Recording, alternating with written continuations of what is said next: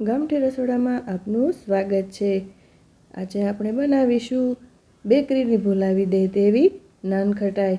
એકદમ ચોખ્ખી અને શુદ્ધ ઘીમાં બનાવીશું। બહાર જે મળે છે તે વેજીટેબલ ઘીમાં મળે છે, તો અહીં આપણે શુદ્ધ ઘીમાં બનાવવાની છે। તો મેં અહીં 1 કપ જેટલો અહીં મેંદો લીધો છે ઝીણો।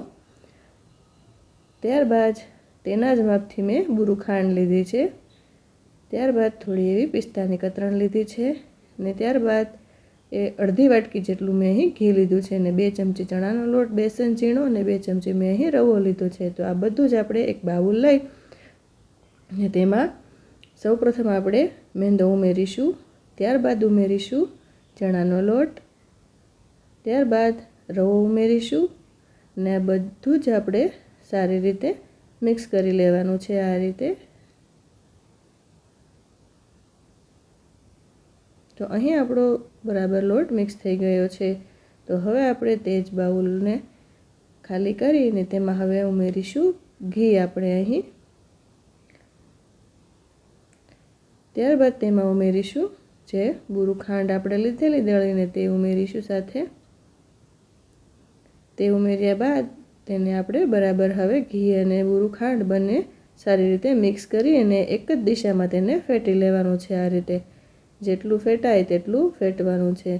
તો આ રીતે એક જ દિશામાં ફેટવાથી તેનો કલર પણ ચેન્જ થઈ જશે। તો આ રીતે તેને 10 થી 15 મિનિટ જેટલું આ રીતે ફેટવાનું છે।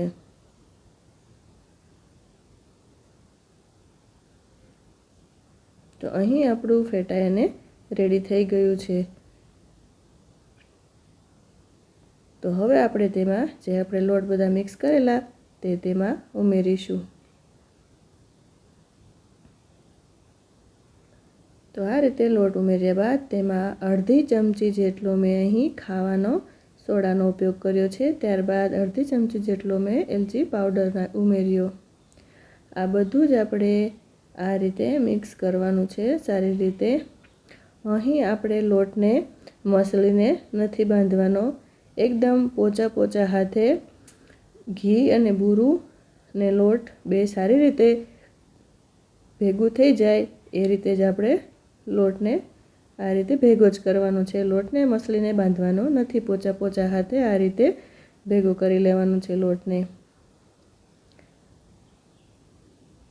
તો આ રીતે આપણો લોટ ભેગો થઈ ગયો છે ને હવે આપણે બેક કરવા માટે અહીં મેં કુકરનો ઉપયોગ કર્યો છે।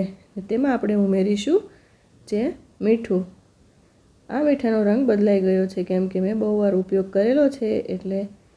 તો આ રીતે આપણે કુકરમાં નીચે આ રીતે તળીએ મીઠું આ રીતે પાથરી દઈએ ને ગેસની ફ્લેમ ચાલુ કરી દઈએ ને ત્યારબાદ તેમાં વચ્ચે સ્ટેન્ડ મૂકી દઈએ। તો અહીં તમે કઢાઈમાં પણ કૂક કરી શકો છો ને કુકરમાં પણ કૂક થાય છે નાનખટાઈ। તો હવે આપણે ઢાંકણ ઢાંકીને ઉપર તેની સીટી કાઢી લેવાની છે, ત્યારબાદ તેને ગરમ થવા દઈએ। તો હવે આપણે ડીશ લઈ એક અને તેને ઘીથી આ રીતે ગ્રીસ કરી લઈએ। તમારે જો બટર પેપર મૂકવું હોય તો પણ મૂકી શકાય। તો આ રીતે ડીશ ગ્રીસ થઈ ગઈ છે ને હવે આપણે તેમાં નાનખટાઈના એક સરખા માપના લુવા બનાવીશું। તો આ રીતે ચમચી લઈને જ લુવા બનાવીએ તેથી એક સરખું નાનખટાઈનું માપ રહે। જો તમને મારો વિડીયો ગમ્યો હોય તો મારી ચેનલને લાઈક, શેર અને સબસ્ક્રાઈબ કરવાનું ભૂલતા નહીં। તો આ રીતે આપણે લુવા બનાવી લેવાના છે। તો આવી જ રીતે આપણે બીજા પણ લુવા તૈયાર કરી લઈએ। ઘરે નાનખટાઈ બનાવવાથી તેનો સ્વાદ ખૂબ જ સરસ એવો આવે છે અને એકદમ ઓછા ખર્ચામાં અને ઓછી વસ્તુમાં તૈયાર થાય છે અને એકદમ શુદ્ધતા હોય છે। તો અહીં આપણે થોડી એવી આ રીતે પ્રેસ કરી દેવાની છે ને હવે આપણે ચાકુ લઈને આ રીતે વચ્ચેથી ચોકડી પાડી લેવાની છે।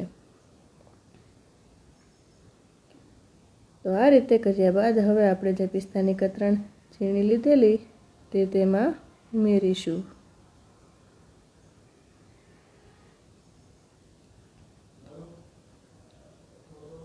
તો આ રીતે ઉમેર્યા બાદ હવે આપણે તેને બેક કરવા માટે મૂકી દઈએ.